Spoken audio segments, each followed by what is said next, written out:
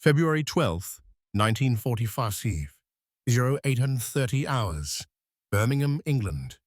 Cold rain, grey industrial sky. Private Charity Adams sorts mail in a cavernous warehouse, her hands moving with practiced speed through sacks marked APO. She commands the 68th Central Postal Directory Battalion, the only all-black Women's Army Corps unit deployed overseas. 855 women. 6 months of backlog. Millions of pieces of mail between soldiers and home. The warehouse is unheated. The work is relentless. Letters arrive water-damaged, address smudged, recipients already transferred or dead. Her battalion must route them anyway. Morale depends on it. The war depends on morale. A British postal supervisor watches from the loading dock, clipboard in hand. He'd predicted failure. Black women, American command said, wouldn't handle the pressure or the volume. Adams checks her watch. Her unit has processed 65,000 pieces in 8 hours. Ahead of target, 0 errors. She adjusts her whack cap, starched, regulation perfect, earned through obstacles most soldiers never faced, and signals the next shift. The work continues. Excellence doesn't wait for belief. If you're here for the history they buried for 8 decades, the women they erased, hit subscribe. This story almost died with them. The expectation was explicit, embedded in policy and assumption. Black women who volunteered for military service faced double barriers, race and gender. The Women's Army Corps accepted black recruits but assigned them to the most menial roles: kitchen duty, laundry, janitorial work. Never overseas, never positions of responsibility, never command. The assumption, shared across the military, was that black women lacked the education, discipline, and capability for technical or leadership roles. They were adequate for domestic service in uniform. Nothing more. Of approximately 600 black women who served in the WAC during World War II, only 855 deployed overseas. 1 unit, 1 mission. The 68th Central Postal Directory Battalion. They were sent to Europe not because command believed in them, but because the mail crisis was so severe that conventional solutions had failed. The European theatre postal system had collapsed under volume. Millions of pieces of mail sat undelivered. Soldier morale was plummeting. The 68th was the last option, the desperate option. They were expected to fail. May 1944, Fort Oglethorpe, Georgia. Training begins. The 608 forms at a segregated base in Georgia. The women arrive from across the country: teachers, clerks, students, factory workers. They've enlisted to serve. They've been told they'll sort mail. Major Charity Adams, one of the first black women commissioned in the WAC, takes command. She's from South Carolina, graduated from Wilberforce University, became an officer when most of the Army didn't believe black women could lead anything. Her orders are clear. Train this battalion for postal operations. Prepare for deployment to Europe. Maintain discipline despite segregated facilities, despite hostile white units on base, despite doubt from command. Private First Class Mary Bankston from Alabama writes to her sister, "They put us in the oldest barracks. The heating doesn't work. The mess hall serves us last. But Major Adams says, we'll prove ourselves anyway. Says excellence is the only language they understand." The training is rigorous. Mail sorting procedures, military protocol, physical conditioning, discipline under pressure. Adams inspects her unit daily, checking uniforms, testing knowledge, demanding precision. She adjusts her whack cap before each inspection. It's become ritual, reminder. This cap is her credential, their credential, proof that they belong. By December 1944, the 6,808th is ready. The male crisis in Europe is worse. The call comes. The military that accepted black women did so reluctantly and restrictively. Executive Order 8802 prohibited discrimination in defense industries but didn't integrate the military. The Women's Army Corps she established in 1943 maintained racial segregation. Black women trained at separate facilities, served in separate units, faced separate and inferior conditions. Of approximately 150,000 women who served in the WAC during World War II, only 6,500 were black. Of those, only 855 deployed overseas, all in a single unit. The restrictions were explicit: no combat zones, no positions of significant responsibility, no opportunities that might suggest equality with white women or any men. The 6808th Central Postal Directory Battalion broke several of these barriers, not because policy changed, but because necessity overwhelmed prejudice. The European theatre postal crisis was so severe that conventional solutions had failed. Black women became the unconventional solution. They were given 6 months of backlog, 3 rotating shifts, impossible expectations, and minimal support. They were expected to manage adequately. They exceeded spectacularly. The 68th arrives in Birmingham, England, in the middle of winter. The warehouse assigned to them is massive, unheated, filled with literally millions of pieces of undelivered mail. Some packages have been sitting for 2 years. Letters to soldiers who've transferred, been wounded, or died. V-mail from families desperate for contact. The chaos is complete. British postal supervisors brief Major Adams. Clear the backlog in 6 months. Anything faster would be remarkable. Adams surveys the warehouse, calculates the volume, considers her resources. 855 women. 3 8-hour shifts. No days off. We'll clear it in 3 months, she says. The British supervisors exchange glances. Skepticism, thinly masked. Adams turns to her battalion. We work in 3 shifts, 24 hours a day, 7 days a week. No errors, no excuses. We prove what we are. Private Bankston and her team take the first shift. The work is physically demanding and mentally exhausting. Each piece of mail must be checked against rosters, forwarded to current assignments, or returned properly if the recipient is deceased. Bankston touches her whack cap during breaks, a reminder of what they're proving. This isn't just mail. This is credibility. The first week, 65,000 pieces processed. 0 major errors. The British supervisors stop predicting failure. They start watching with something approaching respect. The work never stops. 3 shifts, 8 hours each. Continuous sorting. The warehouse is cold. The lighting is inadequate. The volume is overwhelming. Private Lena King from New York operates a sorting station. She's processed 400 pieces in 4 hours, checked addresses, cross-referenced rosters, routed letters to correct units. Her hands are numb. Her eyes ache. She keeps working. A British postal worker, Mr. Davies, civilian supervisor, stops at her station.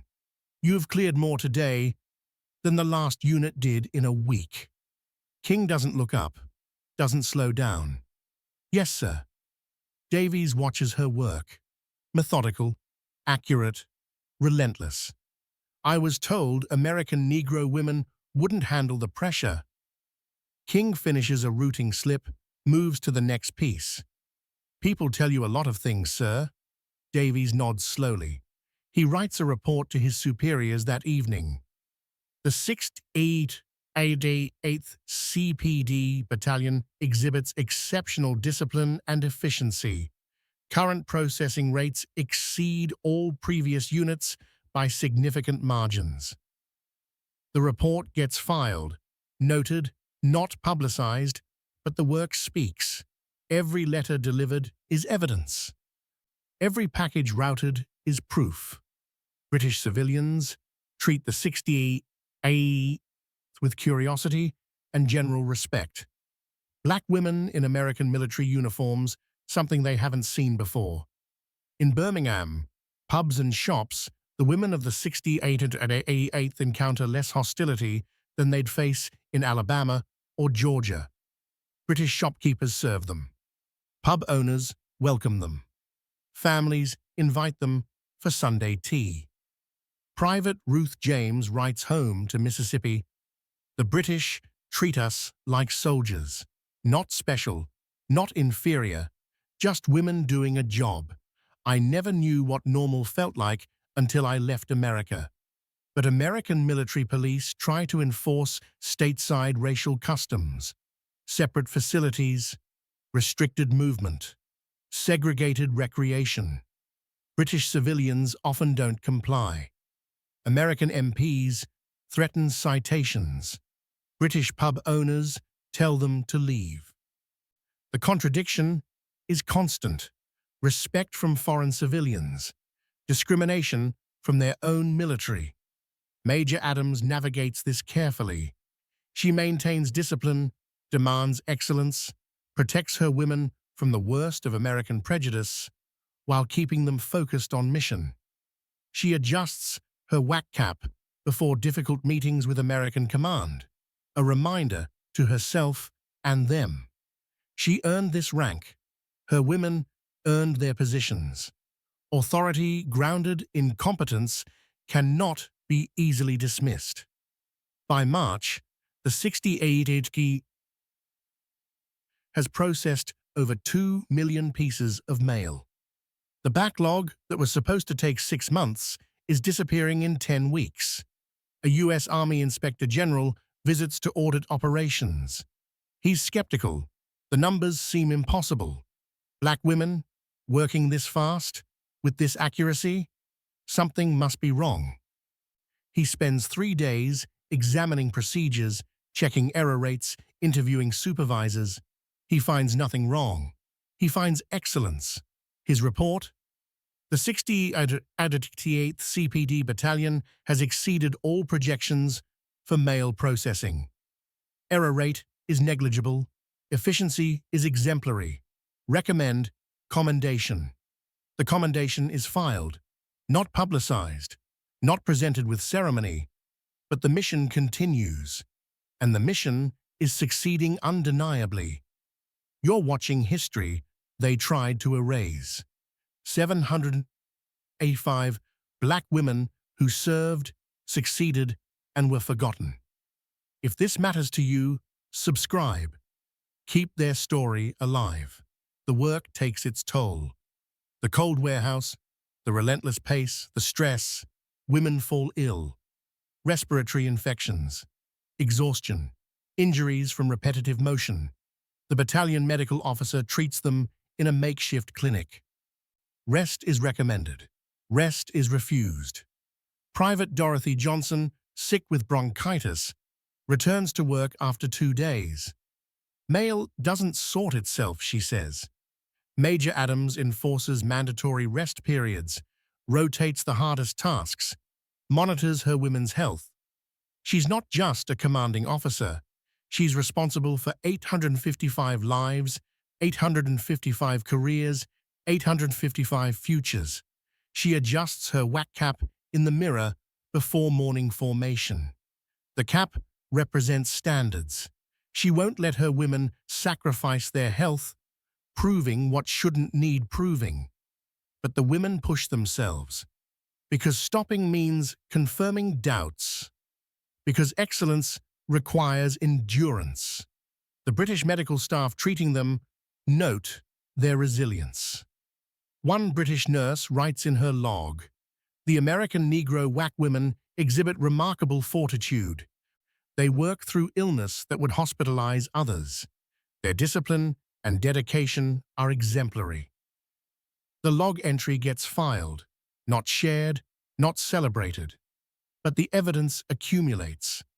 Every woman in the 68th carried multiple missions.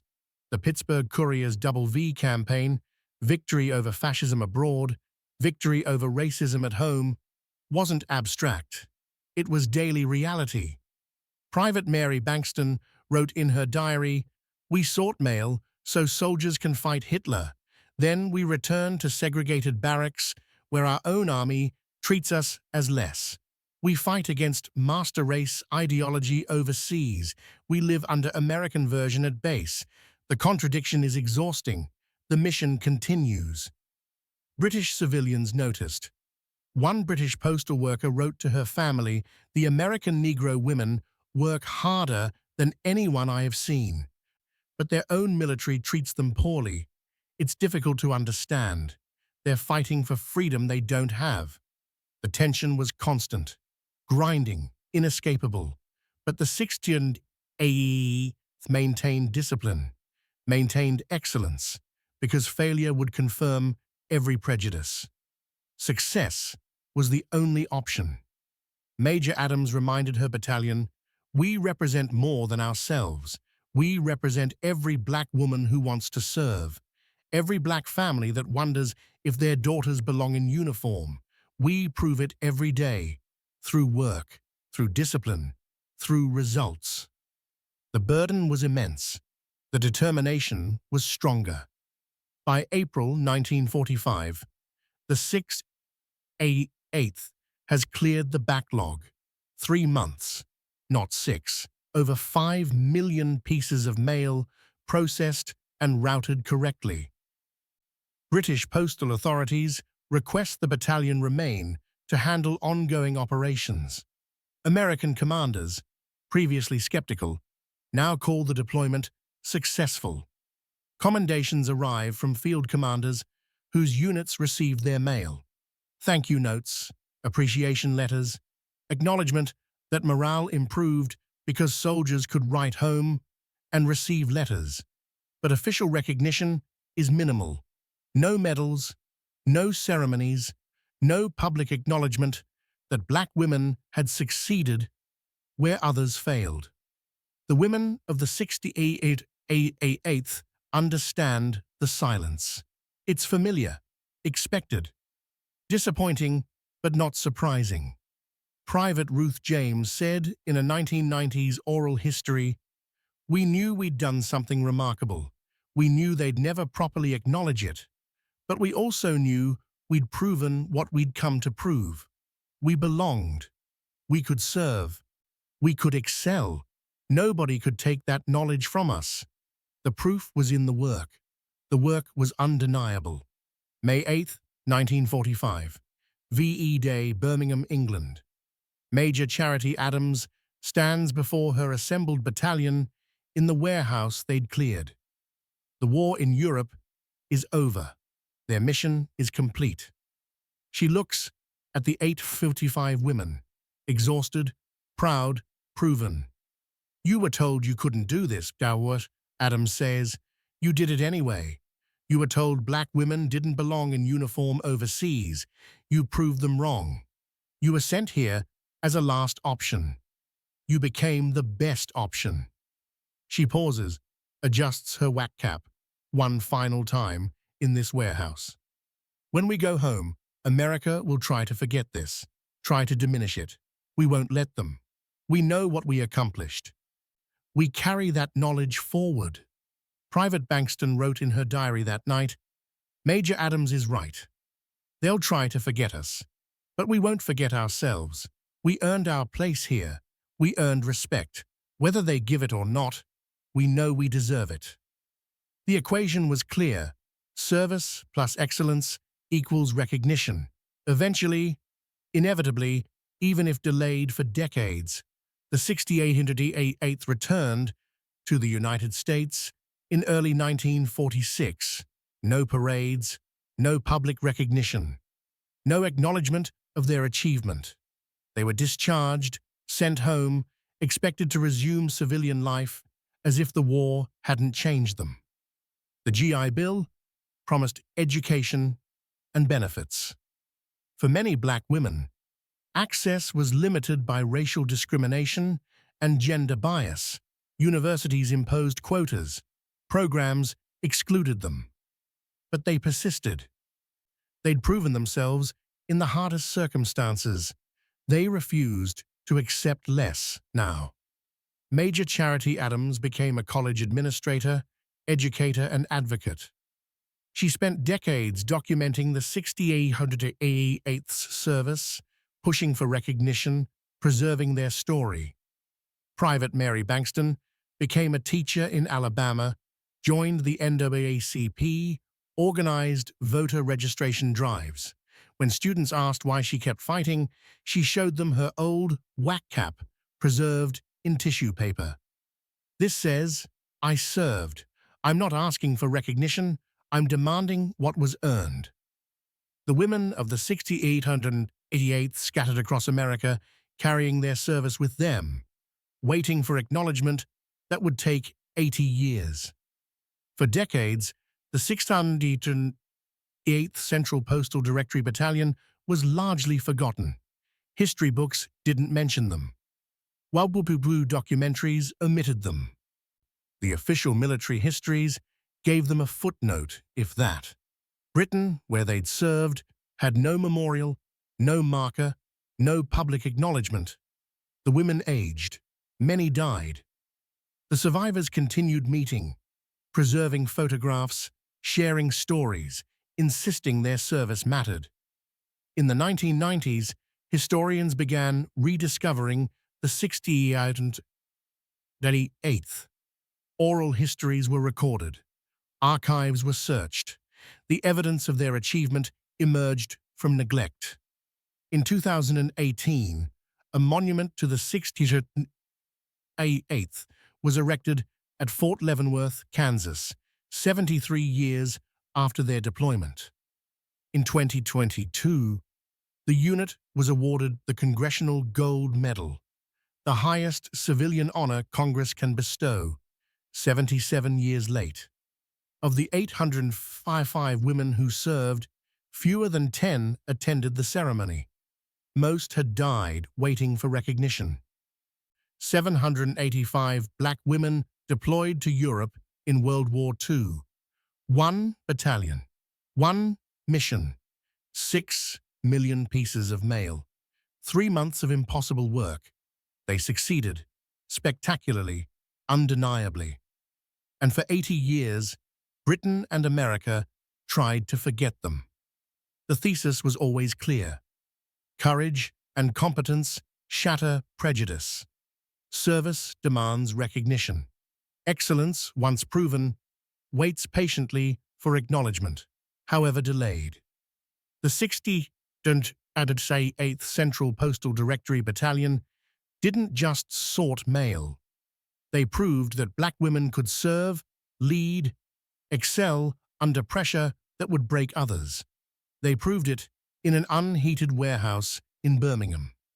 They proved it every shift, every day, every piece of mail routed correctly. The proof existed. The documentation existed. The witnesses existed. What didn't exist, for 8 decades, was recognition. Somewhere in a quiet apartment, a family keeps a small box. Inside, a whack cap, starched and preserved in tissue paper. It belonged to their grandmother, who served in the 68th, who died in 1995 without seeing her service properly honored. The cap is faded now, the fabric worn. But the meaning is clear. This was earned. This represents service. This demands recognition. This is the history they almost erased completely. 785 women who served and were forgotten. Subscribe. Make sure their story survives. Recognition delayed is justice deferred. But truth outlasts silence.